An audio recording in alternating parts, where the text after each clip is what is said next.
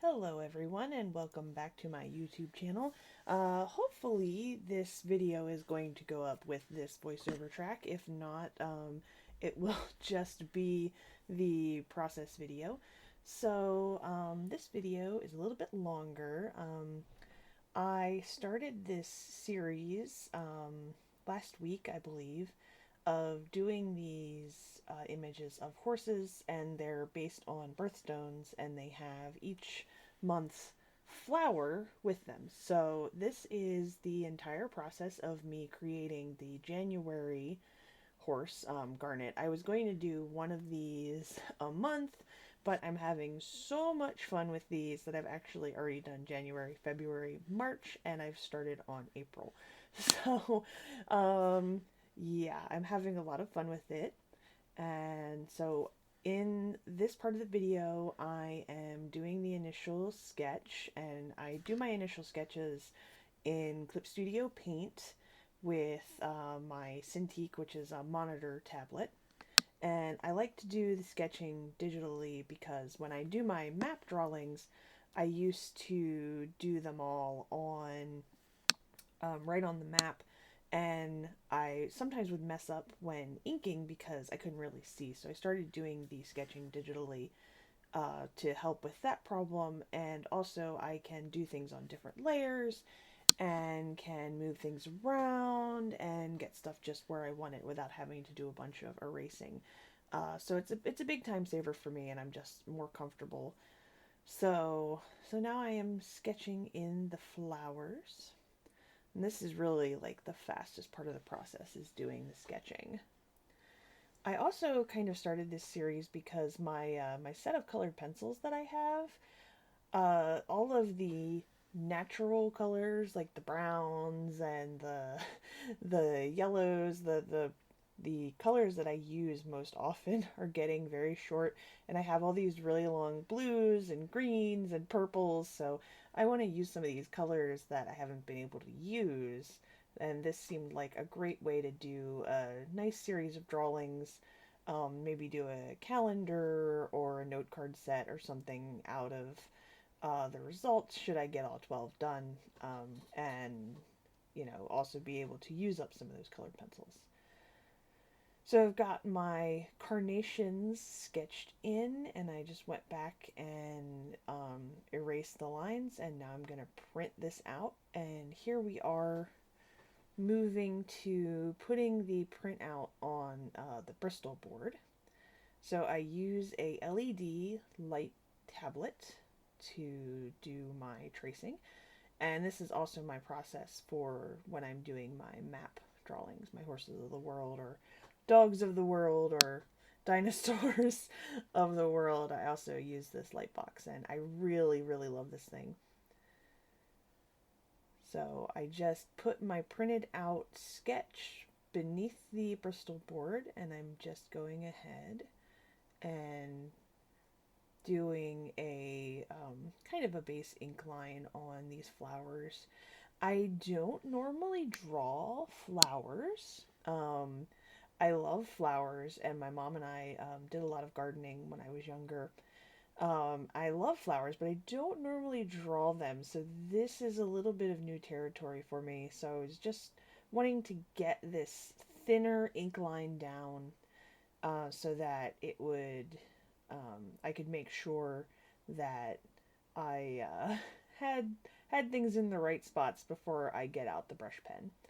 So these are Copic fine liner that I'm using here, and I actually need to get another of the size that I like. All the ones that I have that still have ink in them are either too small or too thick. And the pen that I'm about to switch to is a Pentel Pocket brush pen, and this is absolutely my favorite inking tool. It is a pen, it's a brush pen, but it has actual bristles. It's not like a foam tip brush pen like you'd normally get. And I mean, it's a little bit more expensive. I think the last time I bought one, it was like $17 or $18. But it does have ink cartridges that you can put in, so it's refillable. And I think I have like 3 of them now, but this is my favorite one of those. I find each one, the tip is a little bit different depending on kind of um, how the bristles lay and how they react. So this is my favorite one out of those. I keep losing them and then I buy a new one and then I find them again. So that's how I ended up with 3. Um, so I'm going in just over those fine lines and just making them thicker and thinner and just getting that nice line variation that I like on these petals.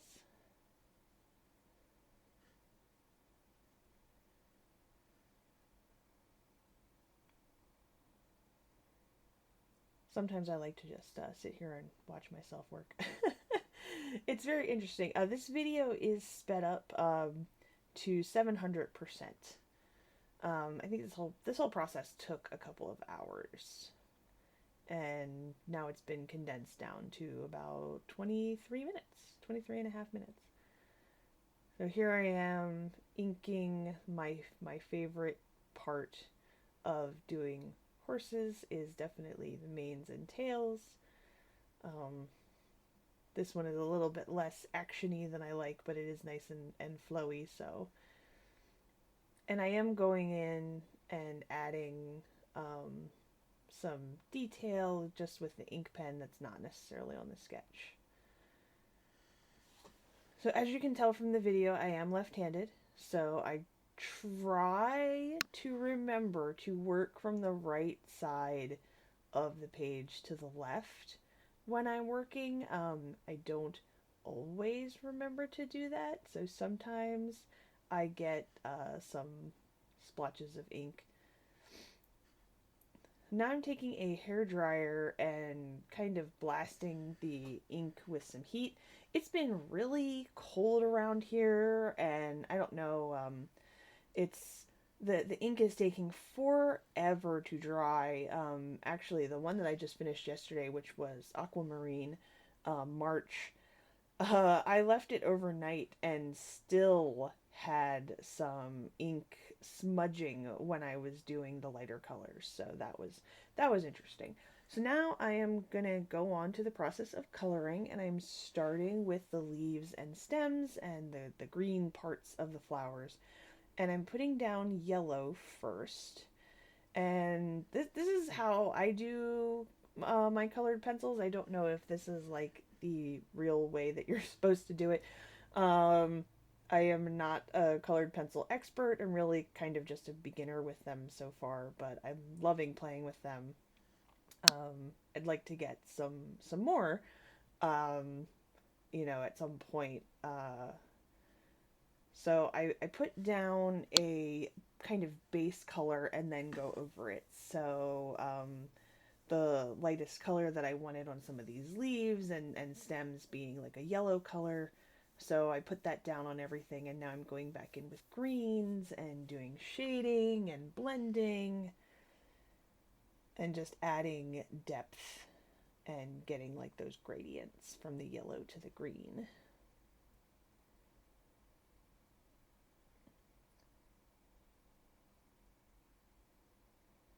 And I like to do, I've seen some artists who work on, say, one section at a time. So they might do um, a horse's entire nose or forehead or their ears, but I like to work um, in colors, instead of working on a section, because that way I can get the colors more consistent. Like, I feel if I forget or if I don't work on all the things of the same color at once, that I will forget what colors I'm using. So I've got the green parts the way that I want them, and now I'm going to go in and start on the carnation petals. So you can see I'm doing the same thing here. I'm going in with this red color, this kind of it's probably the lightest, kind of a red-orange sort of color, and just going in each petal. And you can see I'm doing each petal individually going in the direction of the flower petal. And I was doing this too because even with blasting the inks with my hair dryer that I never used for actually drying my hair, I only use it for art purposes, I was still getting a little bit of ink smearing. So the weather around here has been very wonky, and it's definitely been a pain in the butt to do inking right now because it's just not drying correctly.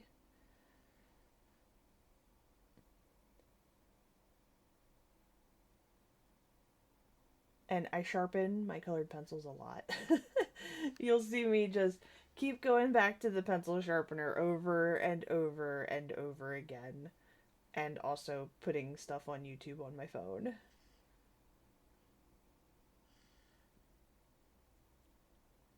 Working on this last flower. For being someone who doesn't draw flowers a lot, I really like how these carnations came out. So now I'm going in with a darker red and doing some shading, getting some blending. I like to work in quite a few layers when I'm doing these colored pencil pieces so that I can get as much of that, you know how when you use colored pencils, you get that like paper texture and it leaves the little white specks. So you have to do a lot of layers in a lot of different directions with the pencils to get that to go away.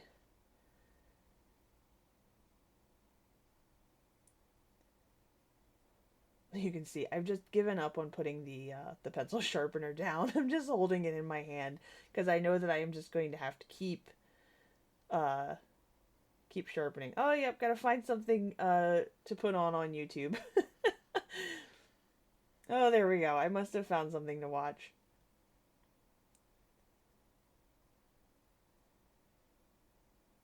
Or I'm still looking but also trying to color at the same time. I'm not sure what I was doing there. I must have found something though because I finally put the phone down. I need to have something on, whether it be music or a show, while I'm working. I can't work in silence. So now I'm going in with a pink color and kind of going over the entire flower, and you can see I'm going in a different direction than what I was doing before to kind of blend the colors together a little bit and kind of get some of those little white specks off the paper. And like I said, I don't know if this is how you're supposed to do colored pencils. I'm definitely not an expert, but this is what I have found works for me with doing my colored pencil work. I tried to do a voiceover for the video that I put up last week and was explaining in that voiceover that I actually, not too long ago, did not like using colored pencils. I couldn't get them to do what I wanted them to do. I couldn't get them to look the way I wanted them to look. And I think it comes down to a patience issue. Like, you need to put in a bunch of layers and you need to really take your time with it. So here I am using purple to add some darker shadows where the petals are overlapping each other and where the flowers aren't facing the light. I love shading with purples and blues. I think that it adds a whole lot of depth to the illustration and just brings out a little bit of the color. Like, I love the way that the layered color looks.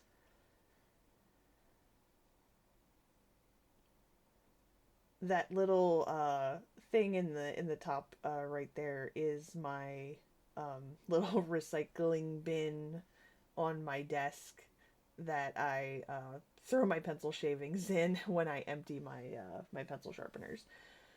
So now I'm going to work on the horse, and you can see I'm doing that base color like what I was talking about before, and I'm using a light pink to just go over and get a full base coverage and just kind of give myself something to go off of.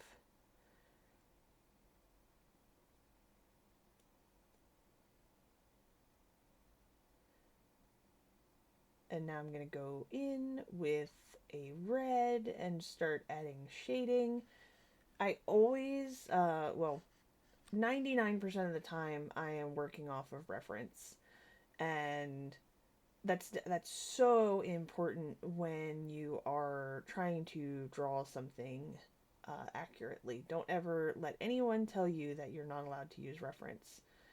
Even the best artists use reference. And if you don't know how to draw something, like if you don't know how to draw the horse, how are you ever going to draw the horse if you don't look at photos?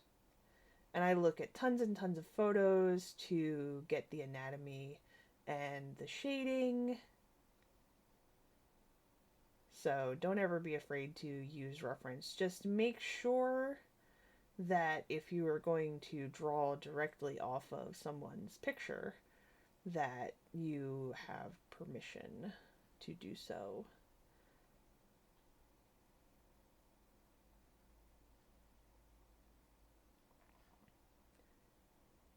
Going in, adding some shading.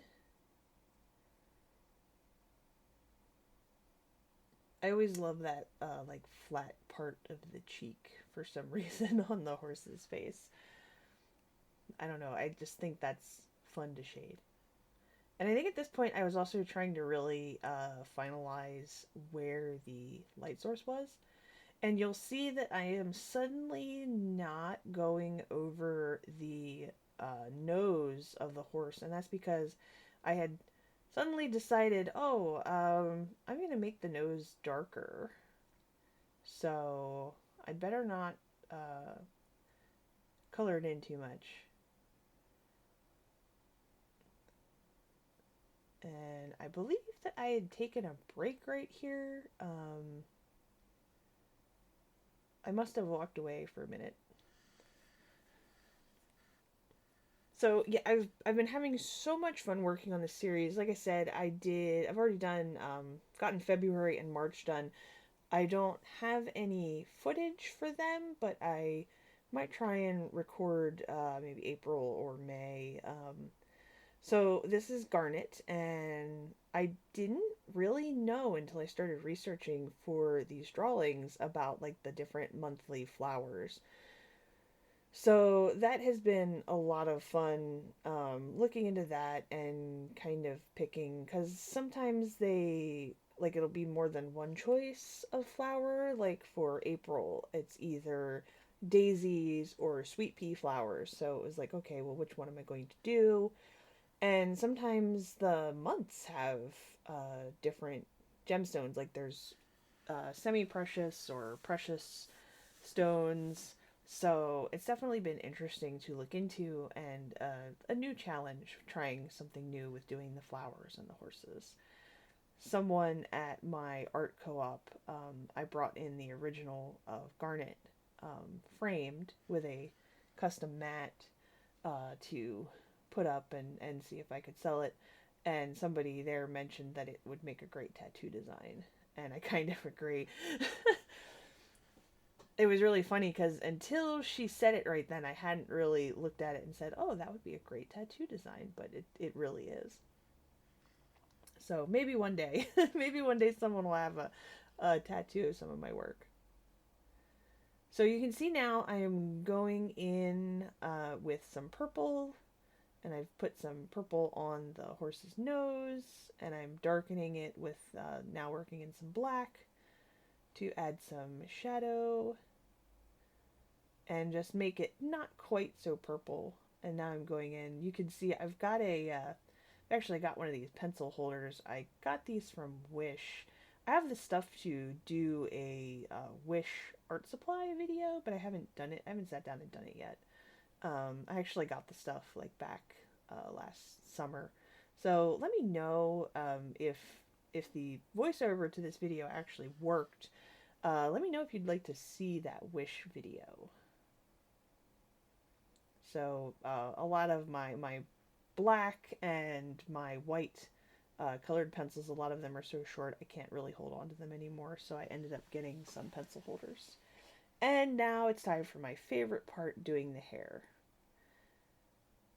So I work in the hair sections and I color in the direction of the hair, like thinking about where the hair is flowing and where it's falling.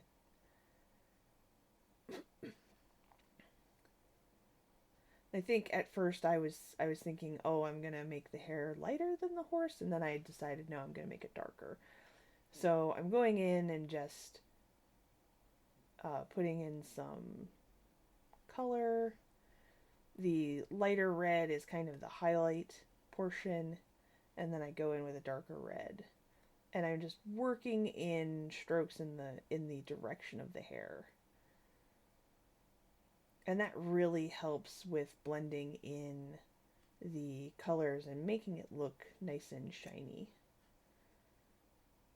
Going in with that medium red.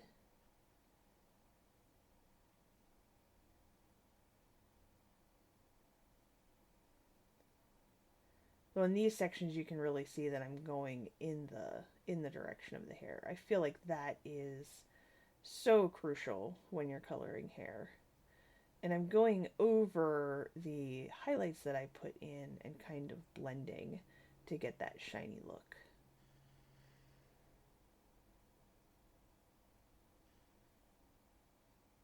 Sharpening my pencil 500 times. It's really, really important when I am doing the hair especially to have a nice point on my pencil to me, because that way I can get this nice blended effect. So now I'm going in and going over those highlight areas and trying to blend them into the darker color. And this looks like it is blue that I'm putting on to start adding some shadow.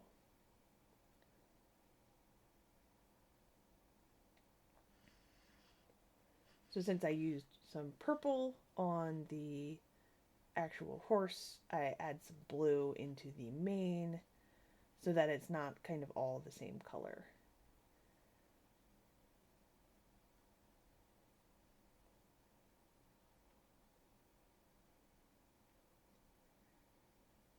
And now just going in, doing some more blending, doing some more layering.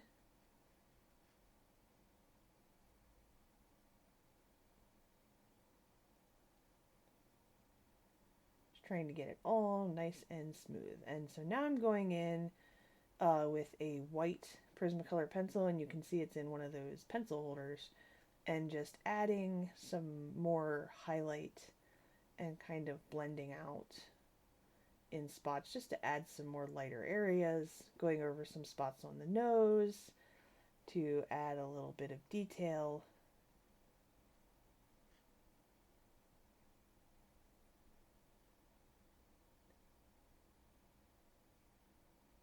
And then I take an eraser and go over and just try and get any colored pencil that went outside of the lines and just kind of clean up the original a little bit. So yes, that's the process of creating this. And I just sign my name and the year, and there she's done. And if you like these videos, want to support my work, you can find me on Patreon, Facebook, all sorts of places. I will try and have those up.